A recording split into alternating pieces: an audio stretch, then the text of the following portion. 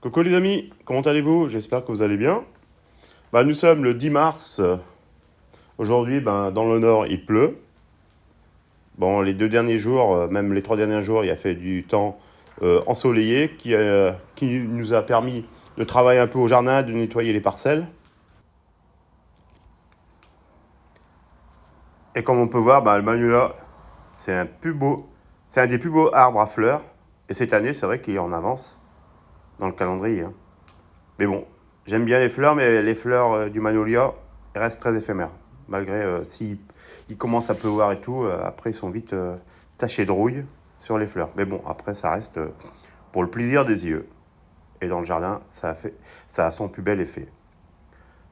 Bon, je vais vous faire voir un semis de blettes, ou appelé poirée à quarte blanche, pour ma part. Après, il y a des variétés multicolores. Bon, les feuilles, je les cuisine comme les épinards. Allez, à tout de suite. Allez, on est parti pour un semis de quarte blanche, appelé aussi poirée. Comme on peut voir, j'ai pris l'étiquette, mis dessus. J'ai pris 16 alvéoles, ça me fait à peu près 16 cardes, appelé aussi blettes, bien sûr. J'ai pris du terreau universel, je l'ai tamisé pour qu'il soit bien fin. Ne pas oublier l'étiquette, comme d'habitude. Et voilà. Après, c'est des glomérules qu'il y a dedans, hein. Comme les graines, c'est des glomérules, alors j'en mets une par alvéole. Allez, je remplis et je reviens vers vous.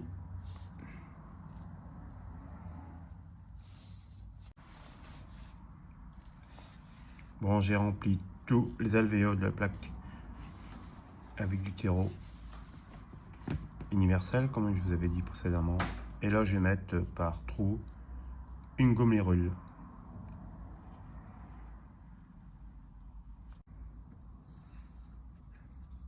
Bon, comme on peut voir, j'ai mis une glomérule par trou. Après, on enfonce bien que le doigt. L'épaisseur de la graine égale l'épaisseur de terreau au-dessus. Hop. Après, un petit arrosage.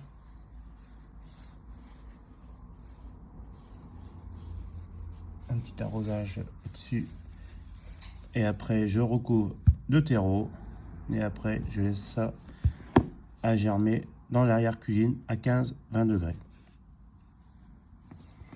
Et surtout, n'oubliez pas l'étiquette.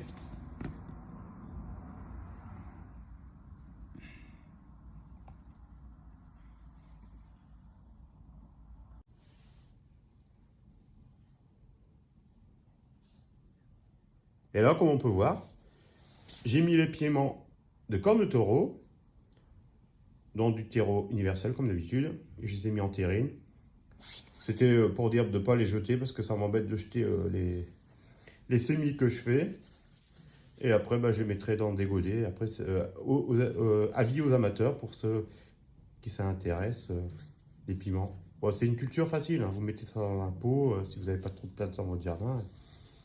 Et franchement, ça pousse très bien.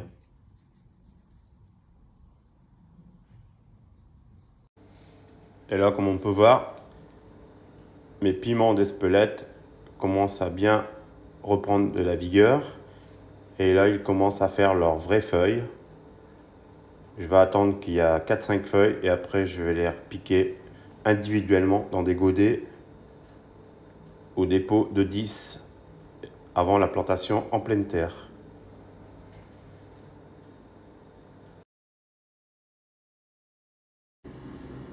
Et là, depuis quelques jours, j'ai un lapin nain qui est dans mon entrée de garage.